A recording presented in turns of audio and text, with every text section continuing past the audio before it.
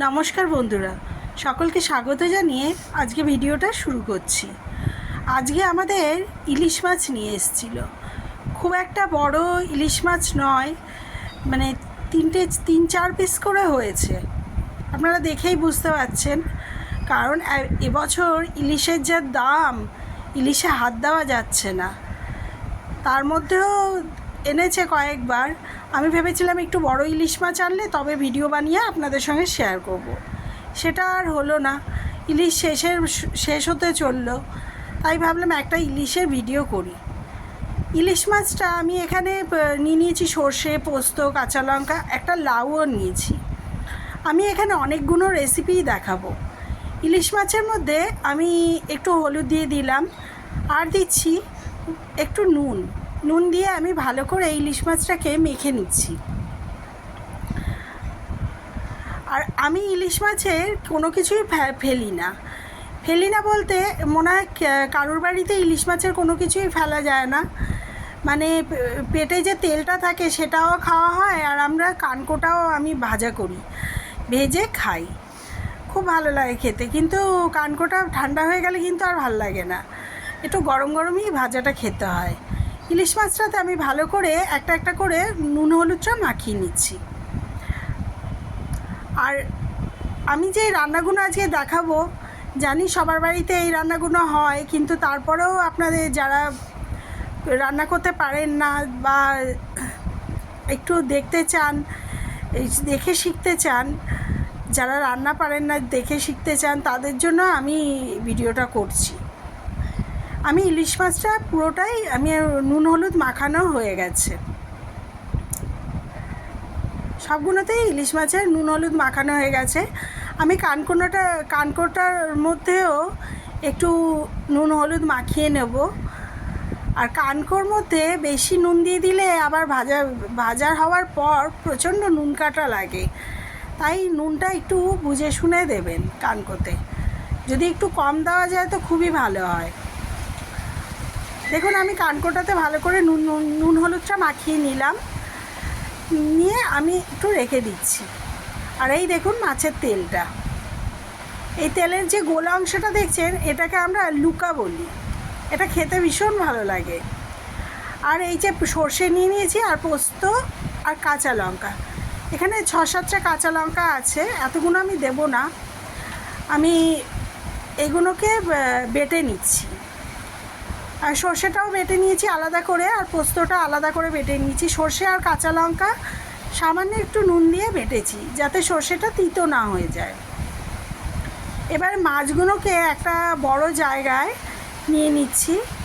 আমরা যেহেতু 3 জন লোক, তাই অল্প একটু মাছেই আমাদের হয়ে যায়। আমরা দুবেলাই মাছ খাই, তাই 6 পিস মাছে আমাদের হয়ে যাবে। এর মধ্যে দিয়ে দিলাম, মাছটার মধ্যে দিয়ে দিচ্ছি পোস্ত বাটাটা ভালো করে কাঁচি দিলাম।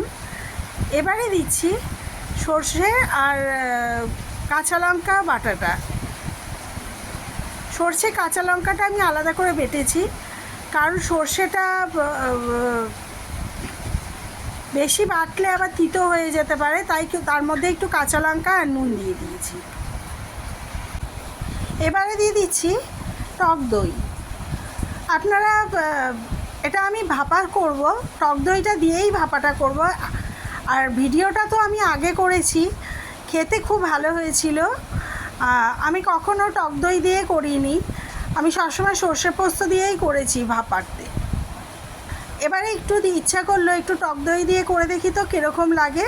খেতে খুবই ভালো হয়েছিল, আপনারাও এইভাবে বানাতে পারেন। এবার দিয়ে দিলাম পরিমাণ মতো নুন, আর দিয়ে দিচ্ছি সামান্য একটু হলুদ। মাছে যেহেতু একটু বেশি হলুদটা মাখানো হয়ে গেছে, তাই হলুদটা এখানে অল্প করেই দিচ্ছি, অল্প করে হলুদ দিয়ে নিলাম।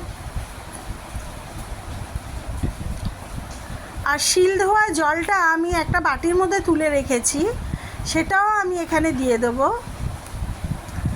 এবারে দিয়ে দিচ্ছি সর্ষের তেল না দিলে তো ভালোই লাগবে না, তাই সর্ষের তেল দিলাম।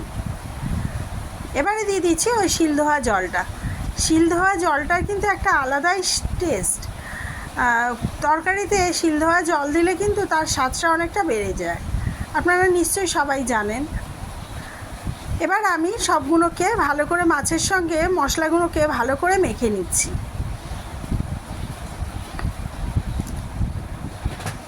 মাখানোটা আমার দেখুন ভালো করে মাছগুলোকে উল্টিয়ে পাল্টিয়ে মেখে নিয়ে নিচ্ছি। এবারে আমি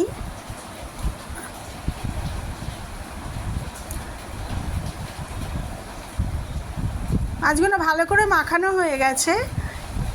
এবারে আমি একটা বাটিতে টিফিন বক্সের মধ্যে মাছটা দিয়ে দেব। এই টিফিন বক্সটা দেখছেন বহু পুরনো টিফিন বক্স। এই টিফিন বক্সটা আমার বিয়ে হওয়ারও আগের টিফিন বক্স।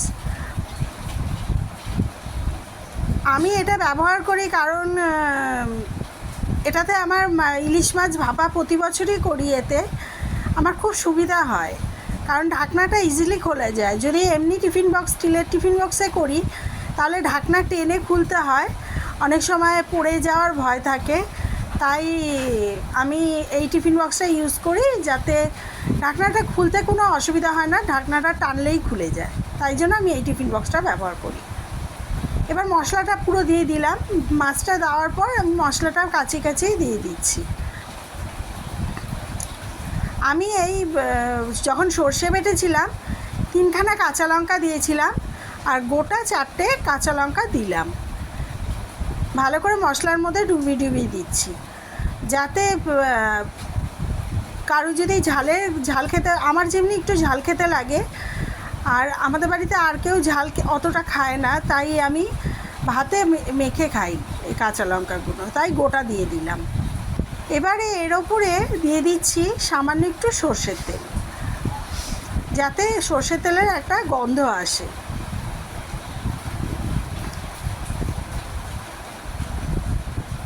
আমার ভিডিওগুলো ভালো লেগে থাকলে আপনারা লাইক শেয়ার করবেন এবং আমার চ্যানেলটাকে অবশ্যই সাবস্ক্রাইব করবেন। আপনারা কিন্তু একদমই সাবস্ক্রাইব করছেন না, আপনারা সাবস্ক্রাইব করলে আমি আরেকটু উৎসাহ পাবো। দিয়ে দিলাম সামান্য একটু কাঁচা তেল, দিয়ে আমি এই ঢাকনাটা দিয়ে ঢাকা দিয়ে এবার জলের মধ্যে ভাপায় বসিয়ে দেবো। ভালো করে নেড়ে নিলাম যাতে মাছের মধ্যে মশলাটা থিতিয়ে যায়, তার জন্য।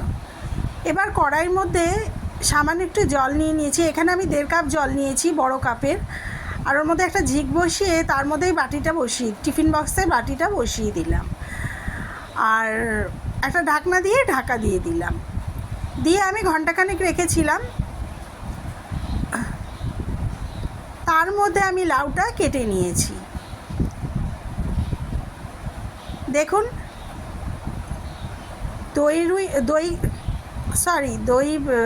দই ইলিশটা হয়ে গেছে। এবারে আমি টিফিন বক্সটা নামিয়ে নিচ্ছি, নামিয়ে জলটা ফেলে এই কড়াইতেই আমি রান্নাটা চাপাবো। আমি কড়াইতে একটু তেল দিয়ে নিয়েছি, তেল দিয়ে এর মধ্যে দিয়ে দিচ্ছি ফোড়নে কালো জিরে,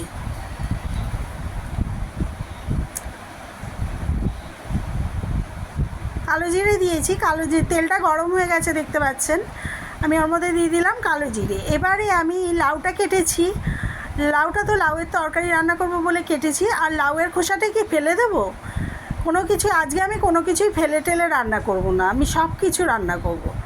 তাই লাউয়ের খোসাটা আমি ঝিরিঝিরি করে কুচিয়ে নিয়েছি, আর কুচিয়ে নিয়েছি আলু। এখানে 1খানা আলু কুচিয়েছি আর একটা গোটা লাউয়ের খোসা নিয়েছি। এবারে আমি তেলে ছেড়ে দিলাম, লাউয়ের খোসা আলুটা ভাজা করার জন্য তেলে ছেড়ে দিলাম। যেরকম ঠিক আমরা আলু ভাজা করি ঠিক সেইভাবেই ভাজাটা করতে হয়। আমি এর মধ্যে দিয়ে দিচ্ছি, আমার পুরোটাই দেওয়া হয়ে গেছে। এবারে এর মধ্যে দিয়ে দিচ্ছি পরিমাণ মতন হলুদ আর নুন। এই লাউয়ের খোসা ভাজাটা খেতে খুবই ভালো লাগে। আমি সবসময় লাউয়ের খোসা কখনোই ফেলি না, লাউয়ের খোসা দিয়ে এরকমই আলু দিয়ে ভাজা করি। আমার ছেলে আমার স্বামী খেতে খুবই ভালোবাসে, তাই প্রতিবারই আমি লাউয়ের খোসা দিয়ে আলু দিয়ে ভাজা করি। আমি ভালো করে নেড়েছে এর মধ্যে দিয়ে দিচ্ছি পরিমাণ মতো নুন হলুদ। কিছুই না, শুধু কালো জিরেটা ফোড়নে দিলে এর স্বাদটা বদলে যায়। খেতে এত ভালো লাগে কি বলবো। আর আপনারা যারা কোনো দিন লাউয়ের খোসা ভেজে খাননি, একবার খেয়ে দেখবেন, তারপরে দেখবেন তারপরের থেকে আর ফেলছেন না লাউয়ের খোসা, সবসময় ভেজে খাচ্ছেন। পরিমাণ মতো নুন হলুদ দিয়েছি, আর দিয়ে দিচ্ছি 2-3টে কাঁচা লঙ্কা। কাঁচা লঙ্কাগুলো আমি চিড়ে দিয়ে দিচ্ছি। দিয়ে এবার ঢাকা চাপা দিয়ে আমি হালকা করে লাল লাল করে ভেজে নেব। নুন হলুদটা দেওয়া হয়ে গেছে। লাউয়ের খোসাটা থেকেও অনেক জল বেরিয়েছিল। আমি এখানে 3খানা কাঁচা লঙ্কা দিলাম। ভালো করে নেড়ে নিচ্ছি, কারণ নুন হলুদ দেওয়ার পরে সবজিটা নাড়া হয়নি, তাই ভালো করে নেড়ে নিচ্ছি। দেখুন কত জল বেরিয়েছে। নেড়ে চেড়ে আমি এবার সেদ্ধ হওয়ার জন্য ঢাকা দিয়ে দেবো।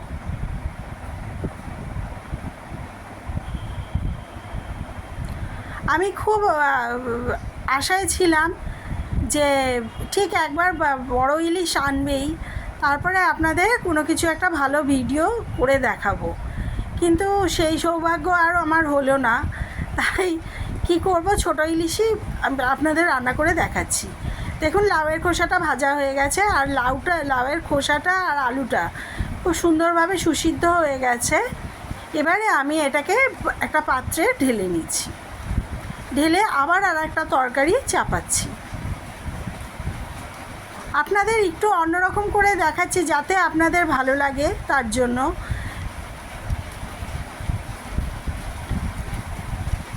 ভাজাটা আমার হয়ে গেছে, আমি একটা বাটির মধ্যে ঢেলে নিচ্ছি।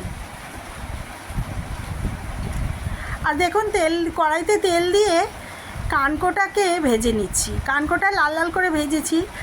ভাজার পর আমি যখন সার্ভ করে আপনাদের দেখাচ্ছিলাম বাটিতে, শেষে যখন ভিডিওটার শেষে যখন তরকারিগুলোর ছবি তুলছিলাম, তখন আমার ছেলের খাওয়া হয়ে গেছে। দই ইলিশও খাওয়া হয়ে গেছে, আর লাউয়ের তরকারি দিয়েও খাওয়া হয়ে গেছে, সব কিছুই খাওয়া হয়ে গেছে। সব কিছু রান্না খুব ভালো হয়েছিল। ওই তেলের মধ্যেই, যেই তেলে আমি কানকোটা ভাজলাম, সেই তেলের মধ্যেই আমি মাছের মাথাটা ভেজে নিচ্ছি। এই মাছের মাথাটা একটু বড় ছিল, তাই আমি এই মাছের মাথাটা তুলে রেখেছিলাম। আর ছোট মাছের মাথা যেটা ছিল সেটাকে আমি দই ইলিশে দিয়েছি। মাছটা একটু এপিট ওপিট করে তুলে রাখলাম, বেশি কড়া করে ভাজিনি, কারণ বেশি কড়া করে ভাজলে ইলিশের গন্ধটা চলে যাবে, তাই জন্য বেশি কড়া করে ভাজিনি। এবারে কড়াইতে ফোড়নে দিলাম জিরে, গোটা জিরে দিলাম। এবারে কুচিয়ে রাখা লাউটা আমি এর মধ্যে দিয়ে দেবো। জিরেটা কিন্তু লাল লাল হয়ে গেছে, দেখুন লাউটা কুচিয়ে নিয়েছি আমি, গোটা লাউটাই এখানে দিয়ে দিয়েছি। এবারে লাউটা দিয়ে, পুরোটা লাউ আমি দিয়ে দিচ্ছি।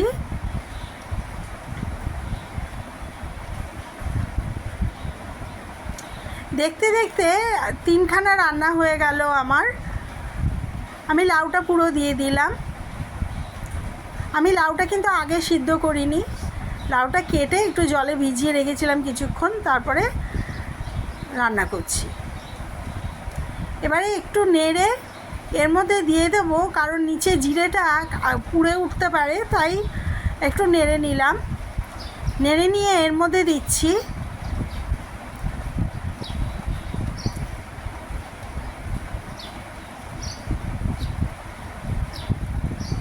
লাউ। লাউ কিন্তু খুবই উপকারী, লাউ খেলে পেট ঠান্ডা হয়, তাই লাউ সবারই খাওয়া উচিত কম বেশি। দেখুন আমি এর মধ্যে লাউয়ের মধ্যে দিয়ে দিলাম গুঁড়ো হলুদ বেশি দিইনি, আবার খুব কমও দিইনি, ছোটো চামচের 1 চামচ দিয়েছি, আর 1 চামচ দিলাম জিরে গুঁড়ো। এবারে দিয়ে দিচ্ছি, আমার তো লাউয়ের তরকারি সব মশলাই দেওয়া হয়ে গেল। এবারে দিয়ে দিচ্ছি পুরো নুন, পরিমাণ মতো নুন দিলাম। নুন ছাড়া সমস্ত রান্নাই অচল, জানেনই আপনারা, তাই দিয়ে দিলাম নুন। নুনটা দিয়ে আমি ভালো করে নেড়ে এবার একটু ঢাকা দিয়ে দেবো।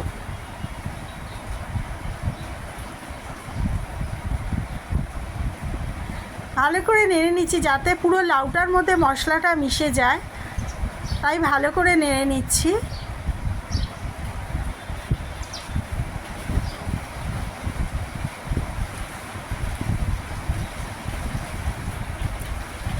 এবারে আমি ঢাকা দিয়ে দেবো যাতে লাউটা সিদ্ধ হয়ে যায়।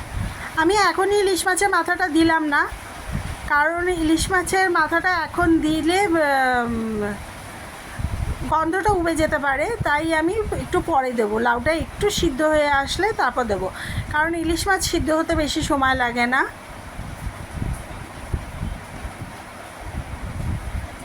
আপনাদের আমি ভুল করে বললাম, দই ইলিশটা আমি অনেকক্ষণ 1 ঘন্টার মতন বসিয়ে গেছিলাম। না, 1 ঘন্টা বসাইনি, 20 মিনিটের মতন বসিয়েছি, তাতেই হয়ে গেছে। কারণ ইলিশ মাছ সেদ্ধ হতে তো বেশি সময় লাগে না। এবারে আমি দিয়ে দিলাম ইলিশ মাছটা ঢাকা খুলে। দেখুন লাউটা অনেকটাই সেদ্ধ হয়ে গেছে। ইলিশ মাছটা আমি লাউয়ের জলটার মধ্যে একটু নিচে দিলাম যাতে ইলিশ মাছটা সিদ্ধ হয়ে যায় আর গন্ধটাও সুন্দর থাকে। এবারে আমি দিয়ে দিয়েছিলাম কটা 4-5টা কাঁচা লঙ্কা দিয়ে, দেখুন ভালো করে লাউটা একদম মজে গেছে। আর ইলিশ মাছের মাথাটা আমি ভেঙে দিয়েছি, ভেঙে দেওয়াতে তাহলে সবার পাতেই সমানভাবে পড়েছে। আর ভালো করে আমি জলটা শুকিয়ে নিয়েছি লাউয়ের, শুকিয়ে দেখুন সার্ভ করে দিয়েছি। এটা লাউয়ের তরকারিটা, জল নেই, দেখুন জলটা আমি শুকিয়ে নিয়েছি। আর এটা লাউয়ের খোসা আলু ভাজা, আর এটা হচ্ছে দই ইলিশ ভাপা। আমার রান্নাটা রেডি।